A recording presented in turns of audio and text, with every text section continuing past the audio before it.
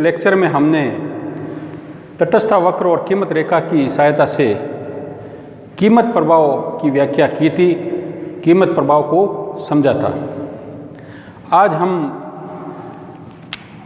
आय प्रभाव या इसको हम कह सकते हैं इनकम इफेक्ट, जिसको हम आई से डिनोट करते हैं, उसका अध्ययन करेंगे।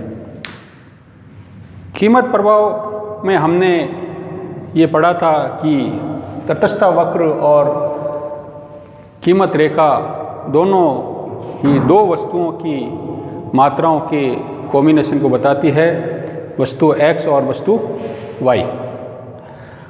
दो वस्तुएं x और y को लेकर हमने कीमत प्रभाव को समझाने का प्रयास किया था। आज हम आय प्रभाव को भी दो वस्तुओं के संदर्भ में वस्तु x और वस्तु y को लेकर समझाने का प्रयास करेंगे। आय प्रभाव को समझने से पूर्व हमें आय प्रभाव की व्याख्या करते समय किन बातों को या किन तत्वों को स्थिर रखा जाता है उसकी ओर ध्यान देना होगा। आय प्रभाव को समझाने से पूर्व में हम देखें, आय प्रभाव की व्याख्या करने के लिए हमें x वस्तु की कीमत को स्थिर रखना होगा, इसी तरह y वस्तु की कीमत को भी स्थिर रखना होगा। यानी प्राइस x, प्राइस y, ये दोनों फैक्टर जो हैं स्थिर रहेंगे। कीमत प्रभाव किसे कहते हैं, इसका अर्थ क्या है? तो देखिए, x वस्तु और y वस्तु की कीमत स्थिर रहने पर, x वस्तु और y वस्तु की कीमत स्थिर रहने पर उपभोक्ता की आय में परिवर्तन के कारण, उपभोक्ता की आय बदलने के कारण, यूँ कह सकते हैं हम, x और y वस्तु की मात्रा में जो बदलाव आता है उसे हम आय प्रभाव कहते हैं। इस तरह प्यारे बच्चों, आय प्रभाव जो है आय में परिवर्तन का x और y वस्तु की मात्रा में पड़ने वाले प्रभाव को बताता है। एक अर्थ आय प्रभाव का ये हुआ। दूसरा अर्थ हम सूत्र की सहायता से भी आय प्रभाव को बता सकते हैं। पूर्व के लेक्चर में हमने कीमत प्रभाव में ये सूत्र दिया था कि कीमत प्रभाव आय प्रभाव और प्रतिस्थापन प्रभाव दोनों का योग होता है। या यूँ कह सकते हैं हम, आय प्रभाव और प्रतिस्थापन प्रभाव को जोड़ने पर कीमत प्रभाव की प्राप्ति होती है। अब हम इस सूत्र से आय प्रभाव को भी ज्ञात कर सकते हैं। कीमत प्रभाव सबसे बड़ा प्रभाव होता है। उस कीमत प्रभाव में से यदि हम प्रतिस्थापन प्रभाव को निकाल दें या घटा दें, तब हमें जो प्रभाव प्राप्त होगा उसे हम आय प्रभाव कहेंगे।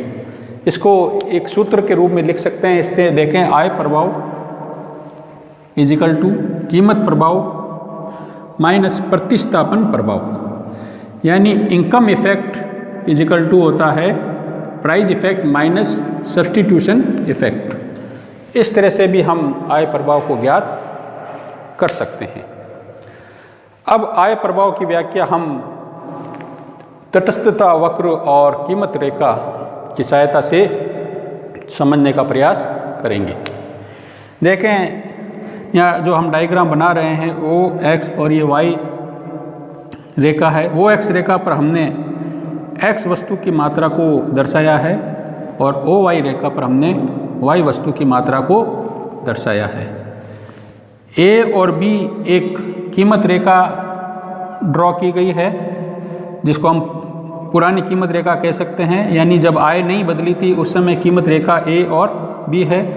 जब उपभोक्ता की आय बदल जाती है और वस्तु की कीमतें स्थिर रहती है, तो ऐसी स्थिति में उपभोक्ता दोनों वस्तुओं की अधिक मात्रा प्राप्त कर पाता है और उस केस में OY की मात्रा OA से बढ़कर OA फर्स्ट हो जाती है और एक्स वस्तु की मात्रा ओ बी से बढ़कर ओ बी फर्स्ट हो जाती है। इन दोनों पॉइंट को मिलाने पर हमें ए फर्स्ट बी फर्स्ट नई कीमत रेखा प्राप्त हुई। तो ए बी पुरानी कीमत रेखा है जब उपभोक्ता की आय में परिवर्तन नहीं हुआ था। ए फर्स्ट बी फर्स्ट नई कीमत रेखा है, या इसको हम बजट रेखा भी कहते हैं। ये इसलिए बदल गई क्योंकि उपभोक्ता की आय में परिवर्तन हुआ। उपभोक्ता की आय में परिवर्तन होने के बाद नई कीमत रेखा हमें ए फर्स्ट बी फर्स्ट प्राप्त हुई, जो ये है। तो आय में परिवर्तन से पूर्व कीमत रेखा ए बी थी और आय बढ़ने के बाद कीमत रेखा ए फर्स्ट बी फर्स्ट हो जाती है। अब देखें, हम तटस्थता वक्र की बात हम करेंगे तो एक मूल बिंदु के सामने हम यहाँ पर पॉइंट डालते हैं और दूसरा पॉइंट यहाँ पर डालते हैं। तो जहाँ तटस्थता वक्र कीमत रेखा को स्पर्श करता है, टच करता है, वहाँ उपभोक्ता संतुलन की स्थिति में होता है, या यूँ कह सकते हैं हम उपभोक्ता को अपने उपभोग से अधिकतम संतुष्टि या उपयोगिता की प्राप्ति होती है। तो ये बिंदु हमने पहला पुरानी कीमत रेखा पर डाला है और एक हमने उदासीनता वक्र या तटस्थता वक्र बनाया है जिसका नाम हमने दिया IC, इंडिफरेंस कर्व, और ये संतुलन बिंदु को हमने नाम दिया E। अब उपभोक्ता की जब आय बदल गई, आय बढ़ गई, तब नई कीमत रेखा ए फर्स्ट बी फर्स्ट इसके समानांतर खींची जाएगी और नया संतुलन बिंदु जो है ई फर्स्ट पर होगा, और इसके लिए तटस्थता वक्र भी चेंज होकर आपका यहाँ पर देखें IC फर्स्ट हो जाएगा और नया संतुलन बिंदु ई फर्स्ट होगा। अब देखें प्यारे बच्चों, ई बिंदु जो पुराना संतुलन था, कीमत रेखा बदलने के बाद नया संतुलन बिंदु ई फर्स्ट हुआ। तो जब हम ई बिंदु से ई फर्स्ट बिंदु की ओर मूव करते हैं या चलन करते हैं, इसी को हम डायग्राम की भाषा में कह दें आय प्रभाव कहते हैं। तो ये पॉइंट ई से ई फर्स्ट की ओर चलन करना, ये जो हमने रेखा चित्र बनाया है, डायग्राम बनाया है, उसमें बिंदु ई से ई फर्स्ट की ओर चलन करना डायग्राम की भाषा में यह आय प्रभाव को बता रहा है।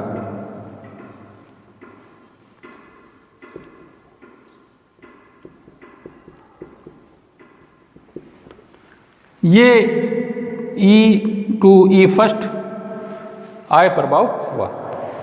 अब इन दो पॉइंट्स ई और ई फर्स्ट को मिलाकर हम एक रेखा खींचें। जैसे ये हमने एक लाइन खींची है ई और ई फर्स्ट बिंदु को मिला काटती हुई, तो ये रेखा कीमत उपभोग वक्र रेखा कहलाती है। इसको हम कीमत उपभोग वक्र कह सकते हैं। इसका नाम है वक्र बना, उसको हम आय उपभोग वक्र यानी इनकम कंजप्शन कर्व, जिसको हम सिंबल देते हैं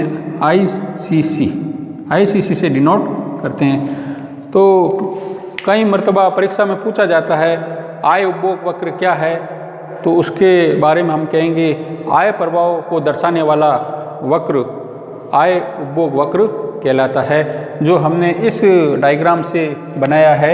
ई से ई फर्स्ट की ओर जो वक्र बना है उसको हम ICC यानी इनकम कंजप्शन कर्व कहेंगे। अब यहाँ पर देखें, आय प्रभाव के भी दो रूप होते हैं।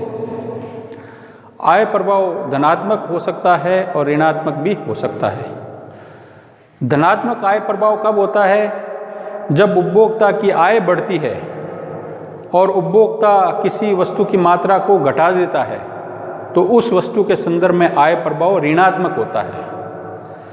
और यदि उपभोक्ता की आय बढ़ती है और उपभोक्ता उस वस्तु की मात्रा भी बढ़ा देता है, यानी अधिक मात्रा खरीदता है, तो उस स्थिति में आय प्रभाव धनात्मक होता है।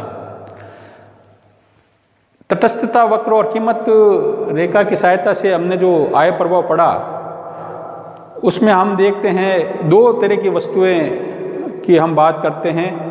यदि वस्तु सामान्य या श्रेष्ठ वस्तु है, तो सामान्य वस्तु की स्थिति में उपभोक्ता का व्यवहार ऐसा होता है कि उसकी आय जब बढ़ती है तब वो उस वस्तु की अधिक मात्रा खरीदने का प्रयास करता है। इसलिए प्यारे बच्चों, हम कह सकते हैं कि सामान्य वस्तु या श्रेष्ठ वस्तु में जो है आय प्रभाव धनात्मक होता है। जबकि कुछ ऐसी वस्तु है जिसको हम घटिया वस्तु कहते हैं या निम्न स्तर की वस्तु कहते हैं, या गिफिन गुड्स भी हम कह सकते हैं। गिफिन अर्थशास्त्री द्वारा दी गई वस्तुओं को हम गिफिन गुड्स, या गिफिन अर्थशास्त्री ने घटिया वस्तुओं के बारे में विश्लेषण करके कुछ वस्तुओं को निम्न स्तर या घटिया वस्तु में रखा है। अब घटिया वस्तु की स्थिति में देखें, स्थिति बदल जाती है। यदि उपभोक्ता की आय बढ़ने लगती है, तब उपभोक्ता घटिया वस्तु की मात्रा को कम कर देता है या उसकी कम मात्रा खरीदता है। तो ऐसी स्थिति में जब आय बढ़ने पर वस्तु की कम मात्रा खरीदी जा रही है, तो उस दशा में आय प्रभाव नेगेटिव कह दें या ऋणात्मक आय प्रभाव होगा। उम्मीद करता हूँ ये आय प्रभाव जो आज हमने सूत्र के द्वारा समझा और डायग्राम की सहायता से भी आय प्रभाव को समझने का प्रयास किया है, आपको समझ आ चुका होगा। धन्यवाद।